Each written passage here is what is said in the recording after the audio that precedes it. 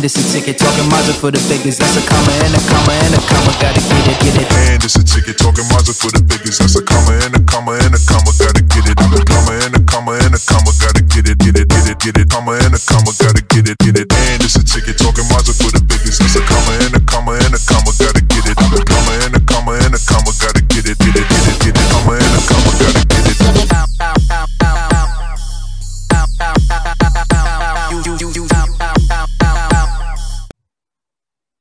Welcome everybody to another edition of Head to Head with Brian Parker. Yes, I am he. And we are joined today by some of our panelists. It is now after the presidential inauguration. Donald Trump has left the building, to some in disgrace. Shame. I'm just glad he's gone. And first and foremost, again, as always, thank you everybody that has joined our YouTube page. Like, share, and subscribe to that. It's under Empower TV. Or has reached out and added us as one of their channels on Roku, which is an app. Some TVs are smart TVs that have the Roku app. Some TVs have the ability for you to put the streaming stick into the side, run Roku through your TV. If you do that, just simply go to Add Channel, and then search for Empower, the letter N, the word power all together. Our channel will come up. It's been running now for over 5 months, and we are seeing more and more viewership, not only just in these United States of America, but all over the world, including Brazil and Canada, Mexico, just to name a few. I saw St. Martin a couple of weeks back, so that was very interesting as well. So, and Nicaragua, I ain't getting it today, Nicaragua. No, I ain't say that. I wanted to make sure that I got it out because I didn't want to say the wrong place. Nicaragua. Okay, there we go. I got it finally. But anyway, what all that really means, though, is that there are more and more people that have cut away from traditional cable that are relying on apps such as Roku for their content.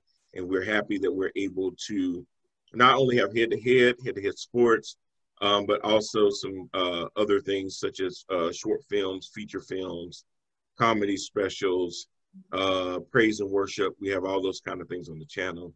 Please check it out, whether it's a live stream or it's in our on-demand. If you can't catch it at a certain time of day, it doesn't matter. We always have it on demand so you can watch it when you're ready to watch it. And we thank all of you for tuning in today. So today, yes, the biggest thing that's going on, at least in these United States of America, is that we have had a transfer of power.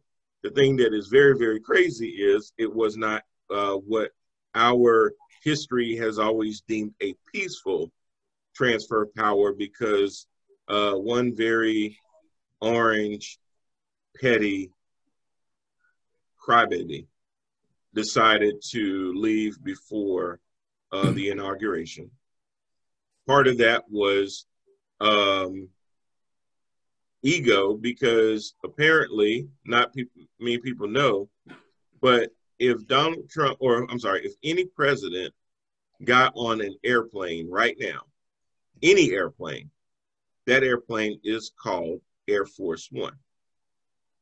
Doesn't have to be the blue and white one that you see, anything else. Any airplane that Donald Trump or Joe Biden now is on is Air Force One. It's his call sign.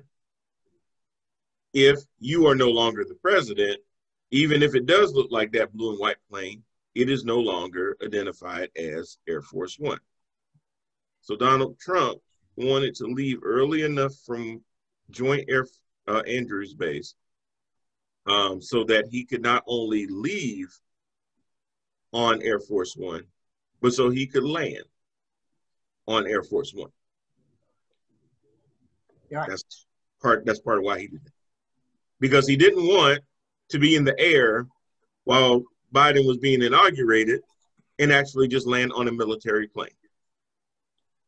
But he could also have asked Biden if he could fly out on Air Force One, but asking Biden permission to do that. Right. Do. Correct. So, and it's the same thing with the helicopter. He doesn't fly on the same helicopter. It's not, even though they look the same, but no matter which one he flies on, it's Air Force. I mean, it's Marine One. So if Mike Pence flies on that same copter, it's no longer Marine One, it's Marine Two.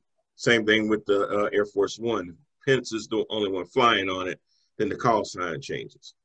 So that's a very, very egotistical and petty thing. But this is the same person that decided, hey, I want a going away party. So I want everybody to be at the base. I want the band to play. I want to fly over. I want a 21 gun salute. As if he was a dictator leaving office. So I don't know what y'all think about that. That as crazy as it is, I don't know if anybody would be surprised that he would go to that level and then try to tout all the things that he was able to do and hope that none of it gets changed back. Well, I'm sure if you asked him, he did that for his supporters because his supporters would expect him to go out that way. Right. Yeah. So in his mind, he was doing it for them. That's true. That's true. Even though some of them thought up until 11:59 that day that miraculously something was going to change where Biden was not going to be inaugurated. Like they were holding on to this great last minute thing that was just going to happen. Where, see, y'all think Biden gonna get sworn in as president, but Trump still got a few tricks up his sleeve, and they kept waiting and waiting and waiting. And I'm just like, y'all are crazy. Yep. They got so disappointed, but they're crazy. Not only that, a lot of so-called prophecies and a lot of evangelicals and all of that. We know what happened with Paula White, and we know what happened with CBN and all of that, who kept predicting and saying, and God told them and all that kind of stuff. So they were praying and hoping for that because they were making a fool out of so many times by him, even though they didn't want to admit it. He's God's chosen, whatever. Okay.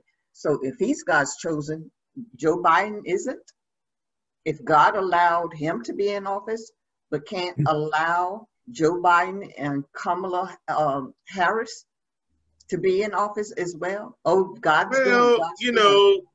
maybe God was on vacation during the election this year and left it up to one of his assistants, and they didn't hit the right levers. Hugo Chavez might have been, taking over for God while he was on vacation, with the Dominion machines. It could have just been stolen. They could have stole the election and everything. Oh yeah, it was. God could have stopped that in this case. Right. Well, they need to quit lying. Quit lying on God. It's kind of funny how they keep talking about how dead people voted, but they blame a dead person for having something to do with stealing the election. They found out 4 people, and it was proven only 4 people. And even when he called the person and said, all I need is 11,700 or something with votes, even if you got those, you still would have lost. And, let me click. The other issue with the voter fraud, when you talk about the dead people and some people, where a lot of it was this, it was the same people with the same names. Right. I share a name with somebody, but they're passed, but I'm alive and breathing. But you're saying voter fraud because you found that name on a death roll, but that doesn't mean that it wasn't me. Right. I just happen to share the same name. Am I that dumb to believe that I'm the only Brian Parker in the country? And I know it's not true because I've actually Googled Brian A. Parker, and funny enough, there's a couple of us. Yep. In fact, you go on Facebook. Yeah. You go on Facebook and put that name in, you'd be like, oh my goodness, what? I thought my mom was an original, but lo and behold, and that's what they were basing it off of. Another thing that they were basing it off of is that some people that were born a long, long time ago, because their birth dates were left out and they had to put them into the computer database, some of them have default birth dates and they are the same. Right. They all come up as the same birth date because they had to put in a date. So some of it was that, and a lot of people that aren't lazy did their research and tracked these people down to find out that yes, they are real. Another thing was the lady that went by her husband's name but had the word Mrs. in front of it. Mm-hmm. He was passed, but she, because in the old days, a wife took on her husband's name. Like my wife would be Mrs. Brian Parker, and her voter registration card said Mrs. blah, blah, blah. Right. And they said, oh, he's dead. And they went to the house and she opens the door and she says, yeah, but I'm alive and it says Mrs. Right. But they were even trying to point that one out. In any event, though, 4 people ain't going to turn over an election. Exactly. We've never said that there's no such thing as voter fraud. What we've said is hasn't been any evidence of widespread voter fraud. As even what Attorney General Bill Barr said, any amount of voter fraud that would have had any impact on the vote. Right. If at any point it would have severely changed the outcome of an election, that's when you're contesting something. Well, you're not going into court. You lost Georgia by 11,780 votes. Even if you found 60 that were fraudulent, why are you wasting a judge's time? Right. You know, and that's the kind of stuff that he was doing just to be able to say, see, and then they try to be slick. So what? Those 60 don't matter? No, as a matter of fact, no, would not have mattered. Even in Georgia. But what they're trying to catch you in is that if you say they don't matter, then you're saying you're okay with voter fraud. Right, exactly. Well, and that's not a parallel. To say that the 60 did not affect the election is not me saying I'm in favor of voter fraud. I'm just simply stating the facts that 11,780 is bigger than 60. It's like, you know what? Instead of wasting the judge's time, we're going to go ahead and give you them 60. Now you still got 11,720 to work with. Exactly. Figure that out. And where are you going to get those? So well, apparently he wanted Raffensperger to just pull him out of thin air. Exactly. The stupid thing is, and the thing that I've always saw about Trump, even through all 4 years, is that he was very lazy in the fact that he never really took the time to understand how government works. Yeah, he didn't want to understand. Very ignorant. Even if the dude had pulled 11, and said, you know what, Press, you're right, I got 12,000. Matter of fact, right here. It wouldn't have mattered, dog. It already been certified. Yes. Electoral College had already met. Mm-hmm. You were basically committing a crime for no reason. Asking an attorney general to interfere in an election is a crime. You can't just do that.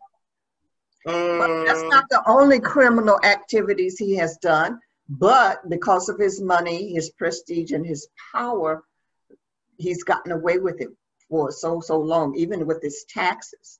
So, but the fact now that you're dealing with the government and nobody in the government is above reproach, and even though they would try to tell him this, he wouldn't listen because he would not accept it. His niece already told us his mentality, how he was born, bred it, and raised in that foolishness and all of that. So he was only doing what he knows. And so many people like him who, he's done nothing wrong and he won and blah, blah, blah, all that going along with all of that.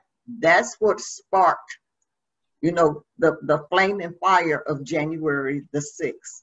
And when he left in his speech, what did he say? Oh, we'll be back in some form of another. Yeah, you're right. You will be back. And by the time they arrest and lock up all those other ones and bring him back, because he's going to go to trial. I mean, they are going to try him and all of that. Then, yes, you're coming back. You're right. He finally told the truth once. In some form of another, we'll be back. And you're right. You are right. Just stay tuned, people. It's coming. Well, something very interesting, too, is that the day before he left office, as a matter of fact, about 9 to 10 hours before he left, he gave his final pardons out. The most notable two were three. would have been Steve Bannon, Lil Wayne, Kodak Black. They got some pardons out of him. And Bannon was a surprise because of the way he bashed him in the book, his family in the book. Lil Wayne, now we kind of all understand why Lil Wayne was speaking good about him during the election. I thought he done lost his mind. He was just angling for a pardon. And same thing with Kodak Black. You know, they were like, hey, we got these gun charges. We need Uncle Donald to help us out. I still think that that's pretty deplorable to, lower yourself to that. But the thing is that he gave over 140 pardons and commutations on his last day. But they said he did not pardon himself nor members of his family. What about Tiger King? He did not. He did not. No, He did not. And he was all dressed up in prison and everything. He was waiting to get out. Yeah. He knew he was coming. But you provided no value to the Donald, so no. At least Lil Wayne give good parties. Donald can show up at the parties. He can hook him up with some of them chocolate girls. Hook him up. But Tiger King don't have no pull with no females like that. I'm sorry, he just don't have it like that. But what was interesting is that they said he didn't pardon himself, he didn't pardon his family. I'm not quite sure about that. He could have, and not made it public. But if he did, someone would have known. Because when you do pardons like that, he's just not solo on that. There's a lot of that's true. Somebody would know, but they may not say anything. What I'm getting at is this: I believe that his day of reckoning is coming. Yeah. And he's going to be brought up in a federal court. Because he did say, "I will be back," and you're right, he will be back, but he'll have the word defendant in front of his name. Yes. So whenever he shows up as defendant, then he's going to say, "Well, Judge, this is a false proceeding. It's fake because I pardoned myself." And he's going to pull out some piece of paper he wrote it in crayon and got Stephen Miller to be his witness or some mess. I know it's going to happen. Now, that doesn't really mean anything, because then and only then will the legitimacy of a president being able to pardon himself is going to come into play.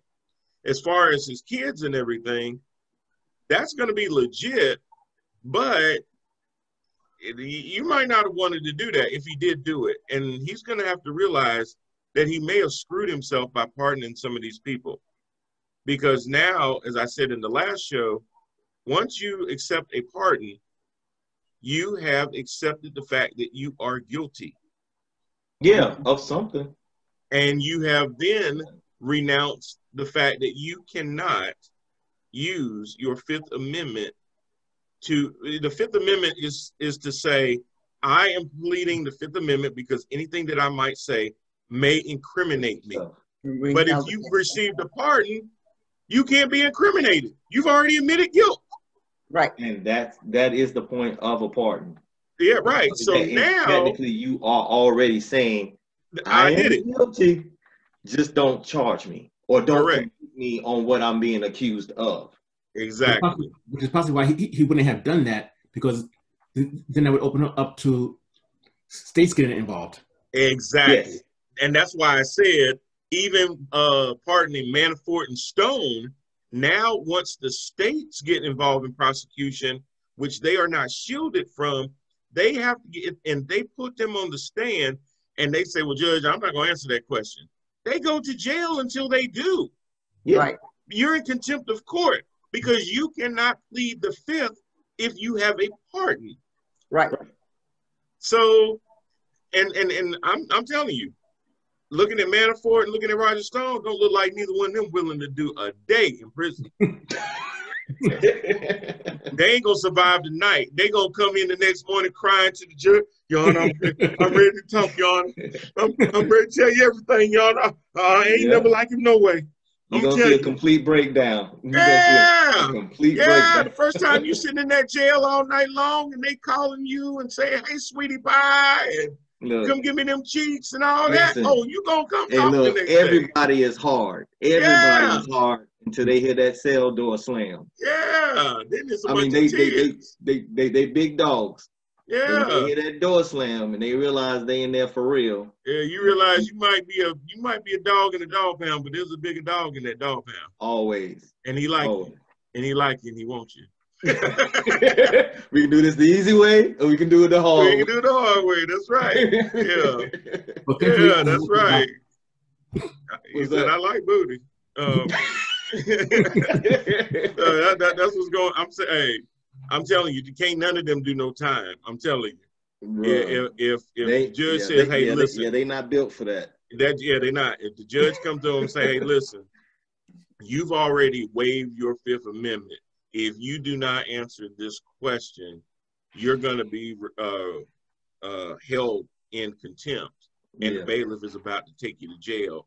And we'll check on you every now and then. And when you say that you're ready to talk, then we'll go back and start these proceedings again.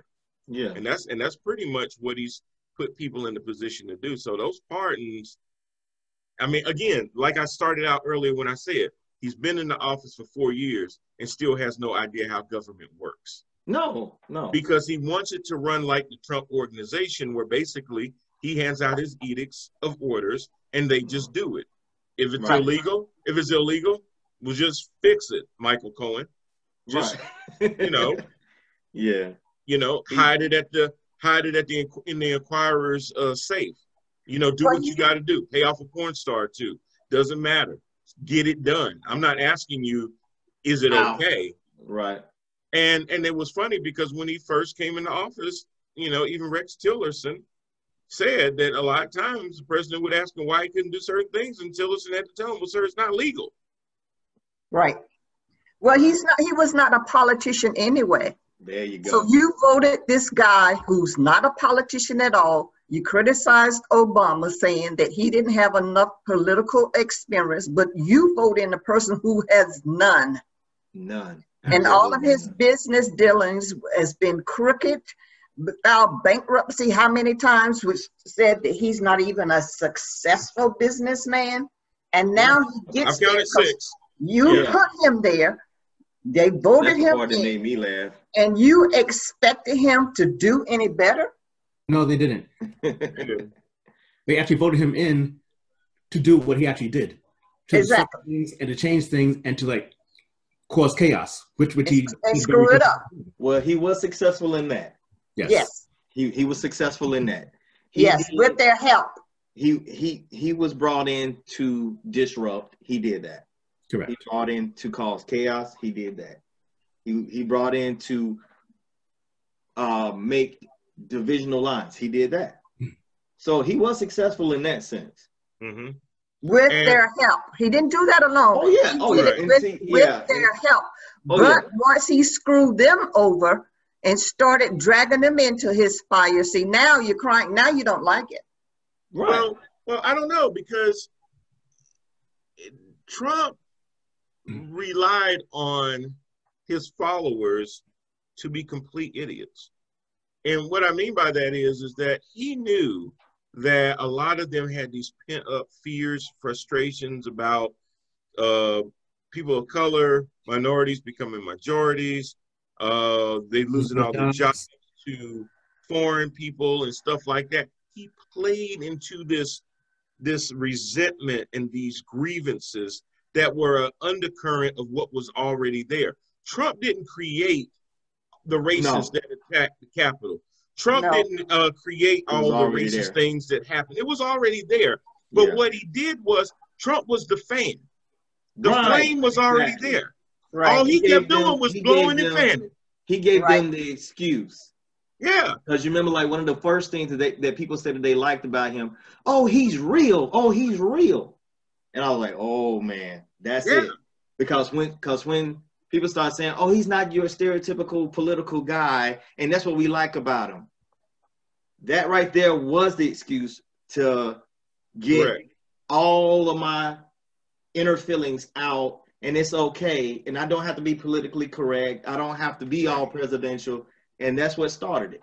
Right. Oh, he supports Confederate generals. Now we can fly flags. What? Bro, That's I've never awesome. seen so many flags in my life. Oh, Yeah. Oh yes, you. Oh no, you haven't. Yeah, Not I till just you said- saw my post. Yeah, I just said Not I till you saw saw your my post. Facebook post the other day. And that's why I told you. I said, "Welcome to the Carolinas," because we're totally surrounded.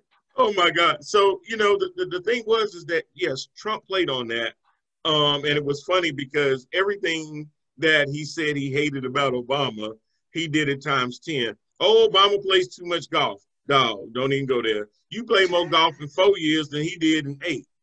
Oh, Obama, you gotta work with Congress. You can't do a whole bunch of executive orders.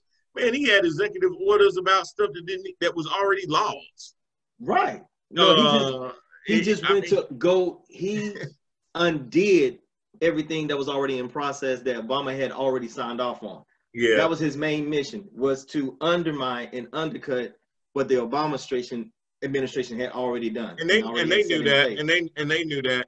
How many other presidents, aside from George Bush, have you heard where people come back later and say, well, we would try to sit down and talk to him, but he just didn't really seem to pay attention unless you brought in a lot of pictures.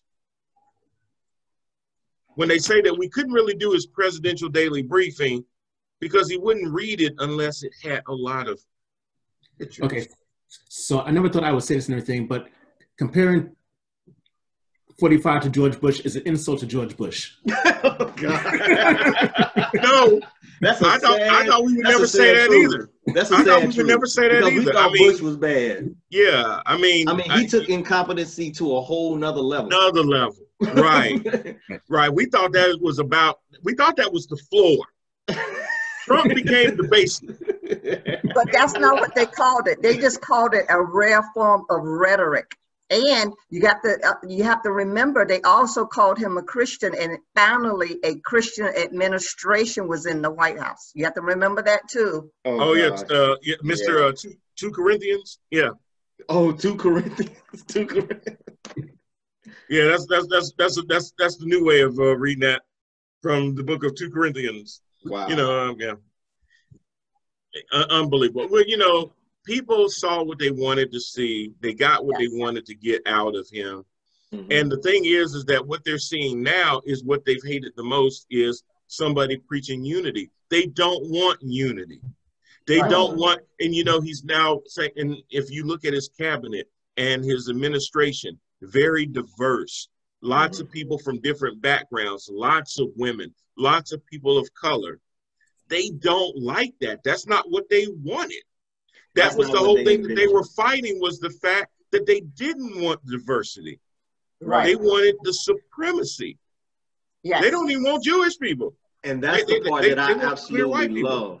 That is the part that I absolutely love about Biden's speech. I had shared it with my children and a few other people. Personally, I have never noticed any person in power, and especially a president, that actually said flat out what our illnesses are as a country. When he said white supremacy, I was like, bruh, yeah. You first got to acknowledge what the situation is.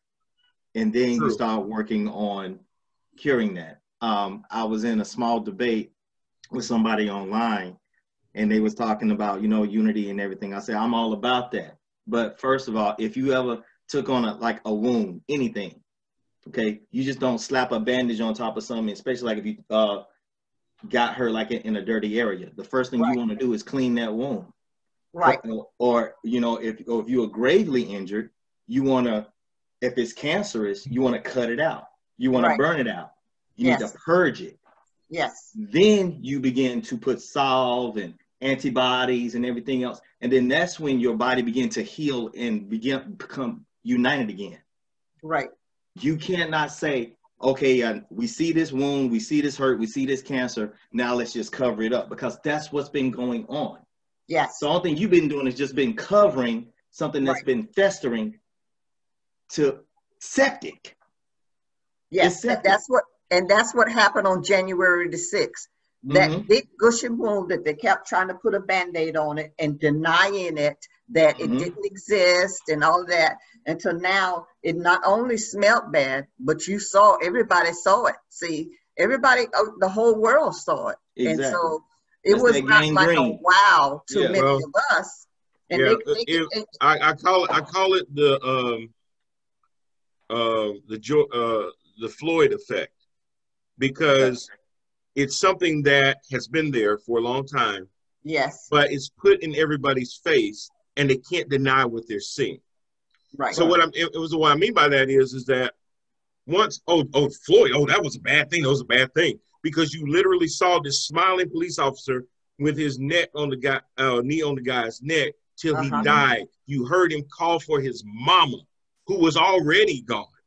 Right. Yeah. You saw him. You saw the life leave him in real time. Yeah. Right. And a lot of that was because, you know what? People were out of work or they were working from home, and you had a whole lot of eyeballs on the TV screen. Well, guess what? We had the same thing happening with this when all these people started scaling the walls and, shots are fired and all kinds of things. They can't unsee what they've seen. Right.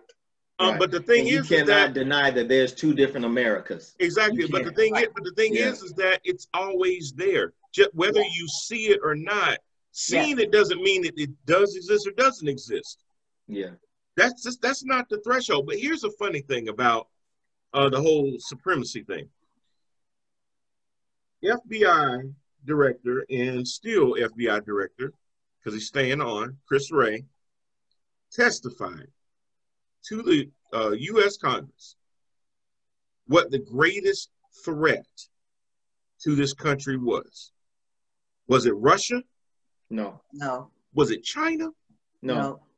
It's white supremacy, domestic. He said white supremacy. Right. Was the greatest terror threat to our country. Yeah. Now, he's basing that off of cables and things that they are reading, online chats, all these websites that they're going to and stuff like that. And they're coming to the conclusion that, hey, we got some homegrown whack jobs out there that's waiting for somebody to give them the go-ahead to stand down and stand by.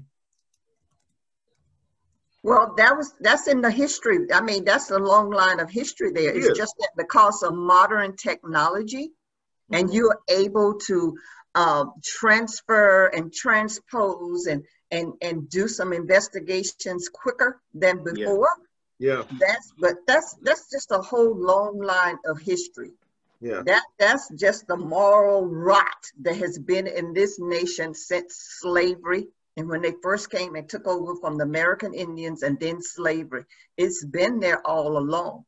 Exactly. It's just that modern technology has brought it to the forefront. That's all. We just been able to see it now. Exactly. We see it a lot faster and we see it a lot more often. Well, before back in the day, you only heard about it. Right. Things seemed like it was just isolated. But these things have been going on. There's nothing new under the sun.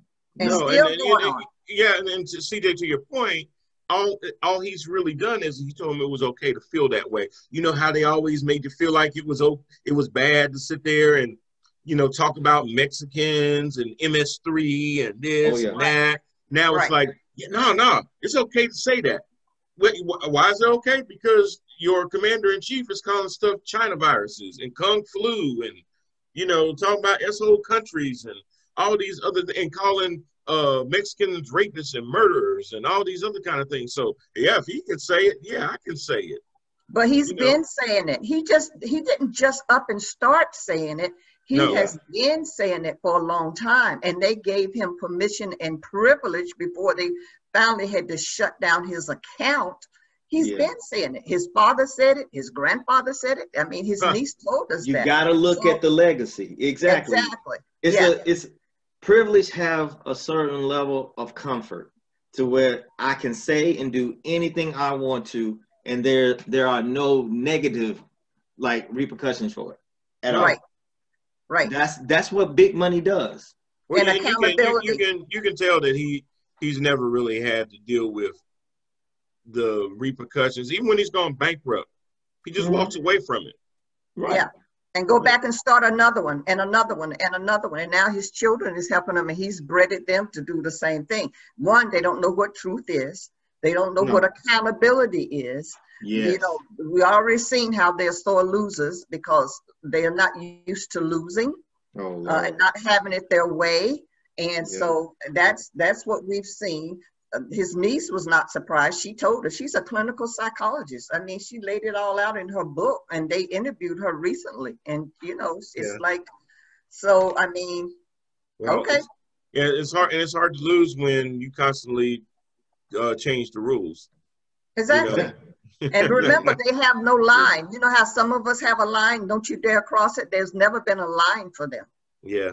No. Yeah, absolutely. Absolutely. Well, have you guys heard the, and remember now, I said this a long, long time ago, that this was probably going to happen. And a lot of times Trump flirts trial balloons. He throws something out there to see how people are going to react to it to kind of determine if he should do it. And he did that just the other day when he flirted again with the idea that, oh, okay, 10 of y'all sat there and sided with the Democrats and impeached me. Not that they needed those 10 people, but it was a way of some Republicans being able to say, you know what, to what Kim just said, you crossed the line. We backed you with these judges. We backed you with a lot of these crazy things that you did, but you just went too far. And the only reason that they think they went too far is because it could have got one of them killed. That's what it is. You just said it. You just said it. You got one of mine. Now, look, I don't mind you bother nobody else. Yeah, you can mess with anybody else. Just don't mess with mine. See, when ish get real, now you paying attention. But it been, like I said, but it been happening the whole time. But he crossed the line, and they acknowledged that, and it ticked him off to the point that he said, you know what? I might just start my own party. Now, how many of them 74 million, 75 million people that voted for him could he literally pull away and transition to his party? I ain't saying it'd be all 75 million. About 25, 30 million. But even Mike, you're right. Even if he pulled 45% of them away, that in effect makes the Republican Party a minority party. It would. Meaning that when it comes to a nationally held election, they'll never win again. Now what you'll end up with though is that Patriot Party he's talking about. You might get a bunch of QAnon people and some other conspiracy theorists. But as far as the Republican Party, as we kind of know it before Trump took place, dead. Well, I think they were on their way even when they elected him, because to me, I kept saying, this is what you all got? You don't have nothing better than this? Nobody else? Well, they had to follow their base, because the problem with politicians is they don't have a backbone and a conscience. You know, if the wind blows this way, that's the way they go. And the wind is their constituents. So if their constituents blow this way, then that's the way they go. If they blow that way, that's the way they go. They follow the money, Bree. Trump hijacked their constituents. Right. Yeah. What I was saying is that they follow the money. Right. Whatever the big dollars are saying, whether they are scared, whether they are hesitant or whatever, they know that if I want to continue to have X amount of dollars, you know, I gotta follow. They gotta follow. And that's why, to like Democrats, they always looking like they're on one accord no matter what, no matter how good, no matter how bad, no matter how crazy or whatever, but they stick together. They move as a group. Actually, they do.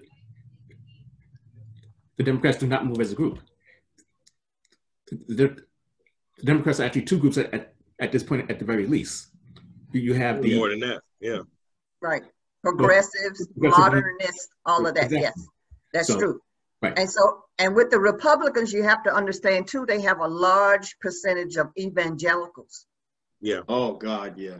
Well, to Mike's point and to CJ's point, the reason that it would look like the Democrats moved together is because Trump was such a galvanizing figure that whatever small differences that they have, whether it's progressives and moderates and some conservative Democrats, they basically had to say, hey, y'all, we gonna fight later, but we gotta get this fool out of here. And if we sit there and come and divide it, We ain't ever going to win. We're not going to win Georgia. We're not going to overturn Arizona. All of those things, hey, if we don't put this little in-house fighting we got to the side for right now, this fool going to be in for another 4 years. Exactly. So they were at least smart enough to realize that we going to live to fight another day. Now, my problem, though, is that day has come. Correct. Even though it's a 50-50 split technically in the Senate with Kamala Harris being a tiebreaker, my concern now is, which ties it all back into politicians. Politicians are in office for one reason and one reason only. It ain't to change the world. It ain't to help their constituents. It's for power. Yeah, that's all it is. Now, because there's a 50-50 split, what that means, particularly if you are a Democrat, it doesn't matter which Democrat it is. The one that I've been pointing to is Joe Manchin of West Virginia, because he's really a Republican. Yeah. But Bernie Sanders, Elizabeth Warren, any of them could say, hey, I don't think y'all going far enough, or I think y'all going too far. Right. And they can throw a whole wrench in it now, because all you have to do is lose one of them, and Kamala Harris cannot cast a tie-breaking vote. Right. All you got to do is have one of them fools in your caucus to say something out of the side of their neck, and anything you're trying to pass is dead, unless you can go over to the other side and pull off Susan Collins, Elisa Murkowski, Mitt Romney, somebody that's a little bit more moderate. That's the only way you're going to be able to pass anything. You're going to have to get a lot of bipartisan, because all it takes is one or two of these Democratic fools to now say, I'm going to draw my line in the sand. And with your progressives, they want you to go bold and they want you to go beyond. Moderates want to play it more to the middle, because that's where most of the country is in the middle. In the safe. But progressives are over here, and then you got your Tea Party, Freedom Caucus people on the other side, and then you got your moderate Democrats and your moderate Republicans more in the middle. And Biden knows he's going to have to play both sides to get what he wants. The problem is that your progressive wing, the wing that won you the election, is going to be pissed because you're compromising too much and you're not pushing progressive agendas like Green New Deals, like $15 an hour minimum wages and things like that, renewable energy, fossil fuels, all those kind of things that are big deals, a universal health care. You know, he's going to have to play it to the middle, because he knows he can't afford to lose one Democratic vote. And for every Democratic vote he does lose, he's got to go find a Republican to replace him with. Yeah, but you know what? I really do believe that one of the reasons that he chose Kamala Harris is that he knows her power and her influence. Yes. When things like that starts to take place and people's private agendas start trying to come to the forefront, I think she has a certain tenacity. She has a certain way of letting people know the truth and the outcome. I think that's one of the reasons that he really chose her, because he knows they are progressive and modernists, and they're going to come up with another movement, and everybody have their own agenda. Sometimes they're hidden. Yeah. He knows that. But I think she is a key to getting all of them to come together and say, yes, I understand this, but in the long run, this is what's going to be best. Unless you want another him to come into office or to let them rule and reign again, then this is what we need to do. I think we're going to see a lot of that from her in these next 4 years. That's going to make a huge difference. Do you see a lot of legislation getting passed? Oh, yes. Yes. Yes, I do. Yes, I do. 2 years, yes. Yes. Yeah, I still think we're playing. And Mike, I'm sorry, cut y'all. But I think I know where you're going. I think a lot of this is still going to come down to 2022, unfortunately. Yes. Yes, of course. It's going to take some time. Some things are just going to take some time, but are they going to get it done? Yes. Look at all the young minds and all the people that they have put in position in office. And what did he tell them yesterday? He said, if I see you, I'm gonna fire you on the spot if you disrespect someone and you don't give them the dignity and respect that is due to them. He said he's not gonna tolerate it. So because everybody is tired, he's 78 years old. He's been there for a long time. He's seen a lot. He's tired. And Kamala, she's like, no, I'm not tired yet, but you ain't gonna tire me out and wear me out with that BS. We got a lot of work to do. And so she's gonna be the one. And she's got a lot of Cory Booker and a lot of them. She said, okay, let's go. It's time to get to work. So, but yes, she can wear her pearls, but she can wear her chucks too. So you're confident that Chuck Schumer is going to be able to keep his caucus in line, and you feel like Nancy Pelosi, with the very slim majority that she has, is because the same thing in the House. Now that they only have, 222, they lost 12. Is she going to be able to not have to rely on Republicans to get things passed? Because the squad has gotten bigger. Now you got Cori Bush, you got Jamal Bowman added on to AOC, Omar, Presley. That's becoming a bigger and bigger faction where they're saying, you know what, Nancy, we see what you're doing, but we need you to go a little bit further. See, most politicians, like I said, they don't want to go overboard. Right. Progressives want you to be bolder. They want you to go further than where you're going. It's a little bit out of a lot of them's comfort zone. Will Pelosi be able to keep her caucus in line and line up with what Schumer is doing so that they can get legislation passed without rocking the boat too much? See, progressives and then the other side, that's what they do. They want you to rock the boat a little bit because they're saying this playing around the edges that y'all do year in and year out just ain't enough. People need real solutions, and y'all just nibbling at the edges. Yeah, they do. They look very passive, and that's why they get steamrolled by the Republicans because they catch them trying to play that whole balance beam game, and they go for the neck and they crush them every time. Yeah, I mean, there's even talk of AOC challenging Schumer and everything next time around. So that'll be very interesting to see. That would be to me wonderful. You can get rid of Schumer, you can get rid of Gillibrand. Wouldn't be sorry to see them both go. They're both too conservative. Yeah. Well, they all have a limited time left anyway. And so all of these young people that's up and coming with these new ideologies. I hope so, because that's always been the thing that just gets under me anyway, is that if you had term limits, then it would force politicians to focus on actual policy than constantly running. Like right now, it is 2020. It is the day after the inauguration, and I guarantee you that there are already people, even before today, already thinking about 2024. Oh yeah, they're already doing that. They're already getting packs together. They're already starting to, go to these dinners and meeting with these people and trying to line up donors already. Yes. Yeah. Yes. Trust me, they are not wasting no time. Nope. And there's also Democrats and not just Republicans, because Biden has already said that he's only serving one term. Right. So a lot of Democrats are going to. So, but it's never ending. You're always looking towards the next election instead of looking towards today. What do we need to pass today to take care of these? They don't care about these people.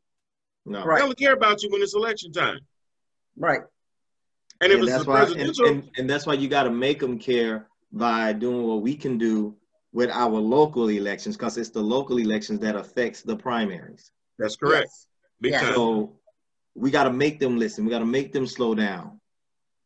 And the only way to do that, or CJ, we just got to get rid of them. We got to sit there and impassion some of our younger generation to say, "Hey guys, hear us out or get voted out." Right. And that's just it. Hear us out or get voted out. And that really should have been the lesson to people that saw Trump, because most presidents do get to enjoy the benefit of having 2 terms. Yeah. Right. But you were so bad. President Carter, he didn't, but still. But you were so bad Right. that we basically said, we've seen enough. Yes. You go now. Right. A lot of people voted this time. We had more people vote this time than any other time. Ever. And it wasn't because everybody was just like, oh man, Joe's such a great guy. We love Joe. No. He was it was an better indictment. It was, Mitch McConnell said, because the election was close, which it really wasn't, because Trump called it a landslide when he beat Hillary by the same number. And he actually lost the word. And you lost the popular vote by 7 million, and with Hillary it was only 3, so it really wasn't as close as he's trying to say. Right.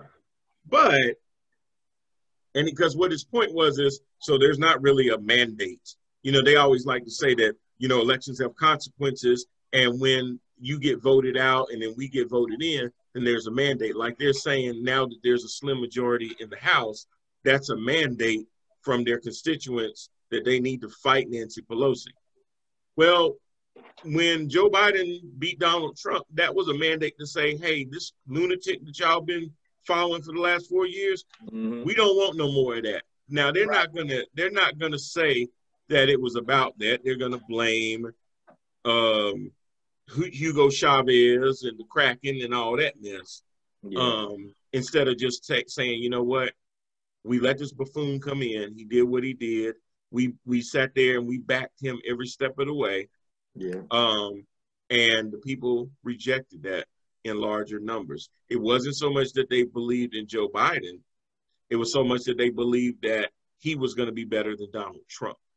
Right. Yeah. And they couldn't take another 4 years of him. Right. And that's which normally would tell a politician. That would normally tell a politician, though, hey, we need to distance ourselves from him because the voters have already told us they're not down with this. But the problem is that his diehard base is unwavering. His approval rating among his base was still over 80% when he left office yesterday. Yeah. So that's why you saw somebody like Lindsey Graham, who's on the floor after the riot, going, you know what, me and Trump had a good run, but hey, enough is enough. Count me out. And then 5 days later, he's licking his boots. Can I ride with you on Air Force One down to Texas with you? Can I go? Can I go? And now he's sitting there sending Chuck Schumer letters talking about, please vote to cancel the impeachment. And why y'all impeaching the man? And he's in Florida. And, he's doing all this kind of stuff when he was the main one wanting to go after Hillary Clinton about Benghazi. And she wasn't even Secretary of State no more. Right. Exactly. Lindsey Graham must have a heck of a dentist because he speak out both sides of his mouth simultaneously all the time. Yes, he does. And that's why I said he don't deserve any credit. Same thing with Mitch McConnell and all the rest of them. No. Like when they all of a sudden had an epiphany. It's all about unities and all these backpedal speeches and stuff. You get no credit. No because credit. Where were you 4 years ago? You created this Frankenstein. Now you got to deal with this Frankenstein. Yes. It's turned on its master. Yes. Yep. So that's now exactly right. That's exactly right. It was what'd you post? I saw one of the things you posted today on something totally different, but it's a phrase that I always use.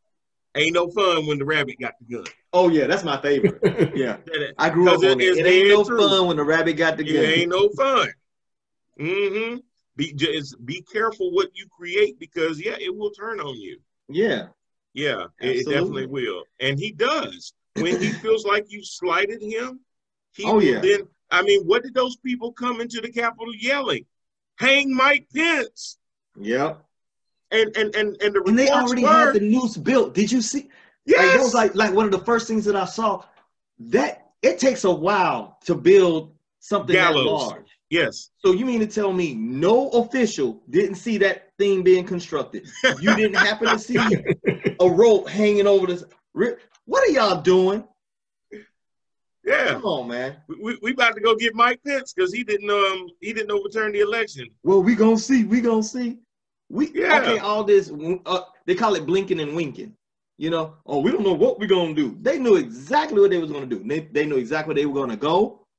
like I was sharing with my wife, I say, if you notice when they broke through those doors and they broke through the windows and stuff, they had specific areas they were going to go. Yep. I said, babe, I've been there because, you know, that was my job back in the day. Anyway, they knew exactly where those offices were. That's the part that scared them. They weren't. It wasn't just a random thing. See, when you're talking about the art of war, you create a distraction, okay? Because I want your attention to be over here, but I'm actually doing something over there. Right. So the purpose of the people that really had no clue as to what QAnon was really trying to do, they were blending in. It's the same thing what happened whenever we went over to fight Al-Qaeda and everything else. The reason why it was hard to get Al-Qaeda is because they would use the crowd as human shields. So we could not just flat out assault them because we would end up taking out innocent lives. Right. So it's the same thing with what happened at the Capitol. The Capitol. They were blending in with people that was just there, you know. Some of them were totally clueless for real. Hey, CJ, some of them were flashing their badges from wherever they were coming from to make the DC police think they were legit. And that's why they opened up the gate. See, a lot of people think that they opened up the gate because they knew the situation. No, some of these people actually had credentials. Because like I had posted before, the corruption wasn't on the outside. The corruption was in the inside. Yep. You can only do things like that when things are prepared. They took a while to prepare for this.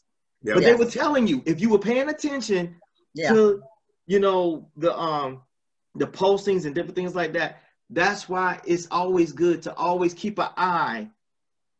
You know, you don't necessarily have to follow because you believe in what they're saying. But if you pay attention to what your enemy is posting and saying, they are practically letting you know what they're going to do. That's true. Right. Our issue is that we just don't pay attention. I'm sorry, because it gets personal with me. We don't take it seriously. We're like, oh no, we don't. We they blow just it off. They're not gonna do that. They just playing. And that's how he got in the office. Think about it. Yep. Right. The minorities. We did not take it seriously. We didn't. Oh, that's just Trump. He ain't doing that. He ain't gonna go nowhere. He what? Well, that's what happened. Just like when he said he was gonna run. How many of us laughed when he said he was gonna run? Everybody. Everybody. When you had this old narrative of your vote don't count. How long they been pushing this? Right. Since before I became eligible to vote, they've been saying this. Because I came up on the west side of Charlotte, so predominantly black. All you hear all day, everywhere, ain't no need to vote. Ain't no need to vote. Yeah. That is your power. Yeah. That is your voice. Yeah. So basically what you're saying is, ain't no need for me to say nothing. Right. Yeah, exactly. Well, now they're going to actually try to use the defense. Everything that you just said, CJ, plays against what the Democrats are trying to say is that Donald Trump incited this whole thing when they're saying, well, hey, these people came up here and they knew what they were going to do anyway. So him saying what he said at the speech had no bearing on it, but they're missing the one thing. He invited them to Washington. Right. He going to try to Nino Brown it. He gonna try to Nino Brown it. Hey, it ain't me. It ain't me. Yeah. Oh, he definitely going to Nino Brown it. Yeah. I don't think it's going to work, though. No. But what everybody's missing is the fact that, as you mentioned, they did have inside help. Yes. Yeah. The help and everything wasn't just the police and everything. There were senators and everything, and congressmen more than likely involved in everything, who also helped them at that point. Yeah. Right. Yeah, gave them a tour. That's how they knew where the offices were and where to go and whatever. But some of them got a little distracted when that officer distracted them to go the other way. Yes. So, but they were given a tour the day before, and they was like, "What is this tour? We're closed. Who's giving this tour? Why are these people here?" Right. The female. I forgot her female name. Inside job. Yes. Oh yeah, it definitely was. Yeah. And they loved and see whenever you begin to follow the pattern, you begin to follow the breadcrumbs. Once it start exposing the real power players, then they'll start claiming ignorance. Well, that's what they're doing now. They Right. already. I mean, you know, now Congress is talking about, oh, we don't know if we can go along with Joe Biden's $1.9 trillion plan. You know why? It's expensive. It's adding money to the debt. Like this fool that y'all just had in here for 4 years blew up the debt. Right. It made it the highest that it's ever been. Now Right. you worried. Now you worried about how we gonna pay for this stuff. Exactly. Y'all worried about that when y'all's big donor cronies were getting benefits from the PPP? Right. Exactly. Right. You know, And now not paying their taxes. every time you get a Democrat in as a president, they worry about the debt. Whenever Right. there's a Republican in, what's the debt?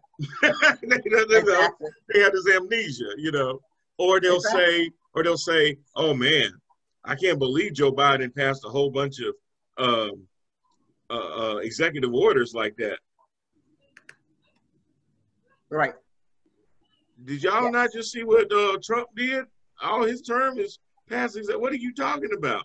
So they're already starting this whole amnesia thing going on where they're like, well, I don't know what y'all talking about. That's what what they do. Blind. Yeah, that's what they do. That's what they do. Not us, but them. Yeah. Not Yeah. us, but them. So that's going to be interesting to see how much they think they're a rubber band that once you kind of let it go, it snaps back into place. But the problem is Donald Trump was the one holding that rubber band for 4 years. It'll never go back into its original place anymore. No. And they know that, but they're trying to give off this feeling now, oh, we're about unity and healing the country and not looking back and all of this and that and the other. And it's like, wait a minute. Because nobody wants to be reminded, and nobody wants to look at the damage that they've done. I mean, well, they don't want to see the part that they had to play in this, right? Because they don't want. Nobody wants to look at their ugly. Nobody wants to look at their ugly. If it was truly an inside job, and you start looking back, people will start to be implicated. If you start having independent commissions and things like that, and it gets found out, oh, I don't know, that Josh Hawley, Ted Cruz, Mo Brooks, Andy Biggs had relevant pieces of accountability in this. Now that affects them. They don't really care if Donald Trump goes to jail. They just don't want to be in the cell next to him. Exactly. Well, if they don't want to be in the cell next to him, then they shouldn't have been doing the wrong that they were doing. But see, when they have this thing, I can do wrong, but see, Kim, they had to jump on board. They had to jump on board. This train is moving regardless. So you with us or be ostracized, and you'll never have your connections. You'll lose all your money. You'll lose all your bennies. All this stuff that we've been allowing you to get, you're going to get exposed. All your dirt is going to get exposed. Yep. He had them. He literally, excuse the phrase, but he had them by the cojones. It's not because they was really loyal to him. He's a cannibalist. He bit them on the asses. But when a train crash, when a train crash, don't everybody on that train is affected? Amen. So when you get aboard that train, when you get on that ship, the ship sinks. Everybody's going to drown. But see, they don't think it's ever going to crash. Well, now they know. Now they know. And what he did was he made examples.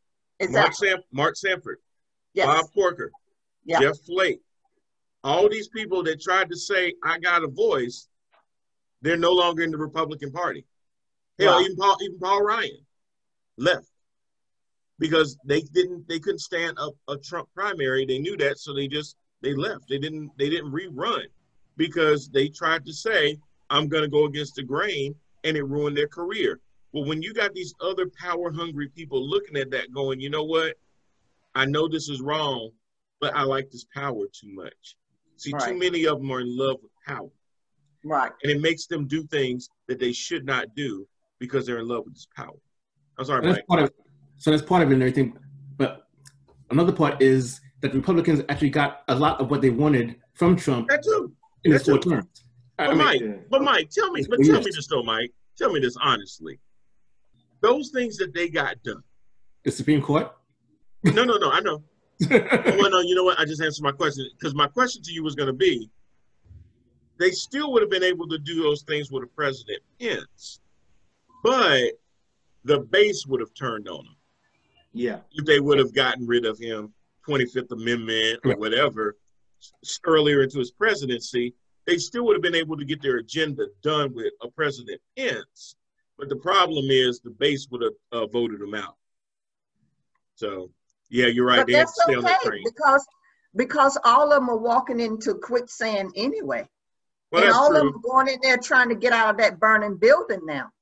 So I mean, so as far as you love power, it costs to be the boss. So Well, if you love power, what they're praying for now, though, is they're going to use the Democrats as a scapegoat to then go back to the constituents and saying, "Hey, it's not us. We don't have power anymore. It's them." but people are not that stupid and ignorant anymore. Yeah, they are. People they woke up. They woke up. So that's what happened. The problem is that his base, they are that stupid because they believe Mexico was going to pay for a wall. I'm sorry. That was funny. They are that stupid. They believe that there was a bunch of cannibalistic pedophiles working out of a pizzeria in D.C. Oh, God. Listen, man, please Like don't get started. they are that dumb. Please don't get started. That's why he played on their fears, because he knew that they were dumb enough. China is going to pay for all these subsidies, and he got them to believe that as they're standing in their fields watching their crop die because they have nobody to send it to, that Trump had an ultimate plan to squeeze China for more money. And now they'll just say that if he had 4 more years, he'd have got everything done that he wanted to get done. So, man, there wouldn't be no more Midwest. There wouldn't be no more Midwest. It'd just be dirt. Right. It'd be dirt. They couldn't sell corn. They couldn't sell soybeans. Everything was dying and drying up. And he would send them subsidies when they could have been exporting these goods and making money. He sold them we got to keep it in America. Huh? I said, because we got to keep it in America. In America, KKK. That's exactly right. So he did. Unfortunately, I want to believe that people are smarter when they have that curiosity to check out facts. When facts don't matter anymore and everything is fake news and all this kind of stuff. Yeah, you know what, though? They did a very good job. I have to admit this. They did a very good job with confusing the public with, causing that ball of confusion. Yeah. What was fake and what wasn't fake and da-da-da-da-da. Even if, like, and those are for the people that were, like, I say that are not weak-minded. But for those ones that are weak-minded, for the ones that was on the fence, for the I don't knows, when you start, basically, it's just like how, like, we raise our children. If you keep telling your child you're a king, you're a queen, guess what that child's going to do? They're going to grow up thinking that they're a king or a queen. Right. And it has the opposite effect of child abuse. If you tell them that they're stupid, they're dumb, they won't become nothing. That's exactly what happened. So by them saying fake news, no matter what you hear, fake news, we are the truth. They actually start to drink the Kool-Aid and begin to fall in line. True. And it did work. It worked. It did. He was able to condition and radicalize 74 million people. Whatever you think about him, everybody can't do that. But, the close company that I'm comparing you to is David Koresh, all these other cult leaders that were able to get Jim people Jones. to Jim Jones is to be able to see things that aren't That's there. who I thought about, honestly. Yeah. That was the first name that popped up in my head was Jim Jones. They were going in there talking about we ready to die for this man and everything else. And I'm sitting there like, okay. Yes. And they meant it. See, I'm not going to DC today to die for Joe Biden or Kamala Harris. And she's fine. She's fine. She ain't that fine. She ain't that fine. But see, we keep forgetting about the 50 million evangelicals who voted for him because the Democrats and their agenda is abortion and same-sex marriage, and that he was going to give them what they wanted. And he's a Christian, and that he was going to make it a Christian administration, and Mike Pence. I don't even know if they really believed he was I don't think they really believed he was a Christian. I just believe that they said, regardless what we think about him, our agenda is more important than our moral conscience. We're willing to sacrifice that ground. So they can never, ever, ever again come to us and say that they're the party of family values and all those kind of things. You don't get to own that ever again. Ever. It was wrong when you said it. It was wrong when you said it. It wasn't true then. But like, you can never, ever utter that out of your mouth ever again. Just like the Catholic priest, right? Just like the Catholic priest over in Vatican. Yeah. They hid literally, and this is what I cannot stand. As a Navy guy, I've seen it in different countries all over the world and everything else. They take something that is meant for the good and they use it as a shield. Correct. Just like I had gave y'all the example earlier about about me being a military police officer. I couldn't get to the enemy sometime for them using innocent people as a shield. Right. And that's why I cannot stand when people, because I am a Christian. Now, I may not be as devoted as I should be, but I take very great offense when people want to put Trump and Christian all in the same sentence. Exactly. He only used it as a frame. Yes. He used it as a screen. Exactly. That's how he sees it. Right. It's a vehicle to get me what I want. Right. Exactly. Now I can change vehicles. Exactly. It just got me to where I needed it to get me to. Other people, for them, it's their life. I'll hold the Bible. I'll do a photo shoot. Right. Right. Well, see, they were playing each other. The Christians was playing him because they thought they could get what they want. And he played them. And he was the one that definitely got what he wants. Church versus state. Big enough yet to admit it that he used them. And as the Bible says, that the devil, the enemy, can fool the even very elect. They still ain't big enough to admit that. Exactly. And they won't now. They won't because they got a big old black eye. Well, it was a symbiotic relationship, and that's what I mean. They knew what they were getting, and they basically said, "Okay, we're gonna ride this as long as it goes, because as long as he's making sure that we don't have to acknowledge LGBTQ rights, we don't have to sit there and have transgender in the military, we don't have to worry about abortion, healthcare for all doesn't include birth control and things like that, and Planned Parenthood is going to be dissolved." We with him on that. We don't care if he had 3 wives. We don't care if he was messing around with porn stars. We don't care about none of that stuff. Right. And grabbing women by the you-know-what. Exactly. That's all good. See, I was trying to avoid that one, but but that's how he came in. Yeah. That's how he, that should have been the disqualifier before the election. I guess say that in itself alone.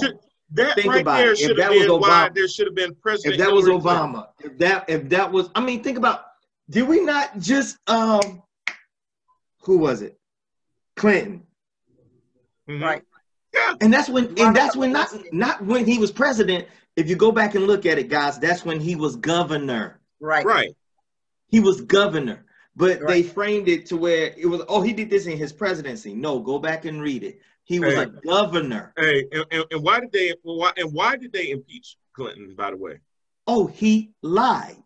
So he lied? Yeah. He lied? So he is not worthy of being the president. Right. Because he told a lie? Everything that Trump has said outside of his name has been a lie. And you might want to check that, because sometimes he gets on the air and I want to see his birth certificate. And let's talk about the white nationalist support. Oh, God. The white nationalist support. See, they don't want to talk about the KKK, and that's why he did not call them out in Charlottesville and all that. They don't want to talk about the bigotry and the sexism and racism and prejudice and the indifference that he's at the forefront of. Oh, no, you don't want to talk about that, and how you still have all of that in the Christian culture and in the Christian church. They don't want to talk about that. No, let's just talk about abortion. Let's just talk about LGBTQ and all that, whatever that is, and all that they call themselves and all that. Let's just talk about that, but let's not talk about all that other stuff. Okay, so why are you over there with that fire about that? That volcano has erupted behind you, and that lava is now on you. Yeah. So see, you're right, and you too burnt and you two, he's made a fool out of you, and now you're not big enough to admit it. That's right. Hey, Kim, I'm gonna cut it there, but let's talk about real quick about all those pearls. What's going on with the pearls? And I got my chucks too. And my okay. I didn't do it yesterday. I didn't do it yesterday because I wasn't feeling it at 7, 8 o'clock yesterday morning. But I said I knew we were going to come on today. I said I had to come on and represent. All right. First of all, I am very good, very good. Black African American Coast Guard veteran, and we are not suckers and losers. And I am of American Indian and Black African American African heritage. And yesterday was history in so many ways, as being a female and the race and the nationality and all of that. So yes, I got my pearls on and all of that, and saying, yes, look at God. There you go. Look at God. Don't tell me your vote don't count. A matriarch on my dad's side of the family, 101 years old, she voted, and she lived to see the power of her vote. She had on her t-shirt yesterday with her pearls and her Chuck t-shirt on yesterday, and that was so awesome to see. It brought tears to my eyes. Yeah. So awesome. to all of you who said your vote don't count, that is a lie from the pits of hell, and you are a fool to believe it. Amen. Amen. Nice cherry on that top. And CJ, if y'all don't know, is Catherine's husband. Yeah. And yes, he chose to put his Dallas Cowboys jersey in the background, but because of the fantastic editing software that I have, don't worry, it will not make the final cut. Don't hate it. Don't hate it. Everybody that's listening right now, I know you're going, Brian, what are you talking about? I don't see anything. I don't see anything. Well, that's because I already edited this by the time y'all see this. So don't worry about it. Because Mr. Michael Berry is an avid New York football team fan. Don't hate it. Don't hate it. Don't hate it, bro. Ain't nothing to hate. But I'm also representing my. We ain't nothing to hate. We don't. My Navy there, partner. There's nothing to hate. We don't celebrate 4-win teams on this show, so you know we don't. We rather not. Man, I rep everything. He does. Well, look, y'all. I know we could probably go another 2 hours and talk about how stupid Trump is and how many cheeseburgers he smells like leaving the White House and stuff. I'm just looking forward to a good year. I'm hoping that at least normalcy will come back. It may be a little boring because it's probably going to really be a lot more contentious fights on Capitol Hill, but I'm looking forward to Chuck Schumer having them come in on Monday and leave on Friday, instead of McConnell having them come in on Tuesday and leave on Thursday, and then take weeks upon weeks off for breaks and vacations and things like that. So I'm really hoping that Joe Biden is trying to hit the ground running. I support that. I'm happy to see that. I'm happy to see that we actually have a White House press briefings now in the briefing room. Didn't know if they knew that room was still there or not, but they've used it the last 2 days, so that the country can get an idea of what's going on, not only with what the president is doing, but making sure that we are holding them accountable by making sure that our First Amendment press has access to be able to go in and ask those right and tough questions. I do want them to hold Joe Biden just as accountable as I wanted them to hold Donald Trump, because we need transparency in this company. That's the way that it was meant to work. That's why there are 3 branches of government, because we got away from having a monarch. And the whole idea of that was accountability, not agreeability, but accountability. Now, I want y'all to sit there, and if you don't remember anything else I say today, and something that CJ touched on, was that we need to hold our elected officials accountable. That starts at the local level. Any of your city officials, your mayors, your pro tems, your judges, aldermen, I don't care who it is.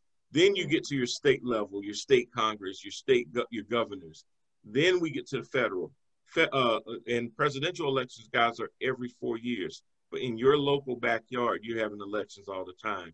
Stay engaged, hold them accountable, make sure that they understand that if they're not listening to you, they can sit right next to you because y'all both won't be in office. Right. Make sure that they know that. Until next time, y'all, thank you so much. This is Head to Head with Brian Parker. I am Heat.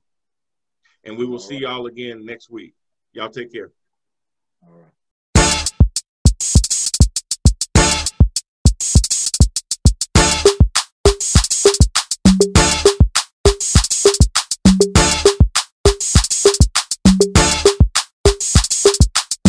And it's a ticket talking Mazda for the biggest. That's a comma and a comma and a comma. Gotta get it, get it. And it's a ticket talking Mazda for the biggest. That's a comma and a comma and a comma. Gotta get it. And a comma and a comma and a comma. Gotta get it, get it, get it, get it. Comma and a comma. Gotta get it, get it. And it's a ticket talking Mazda for the biggest. That's a comma and a comma and a comma.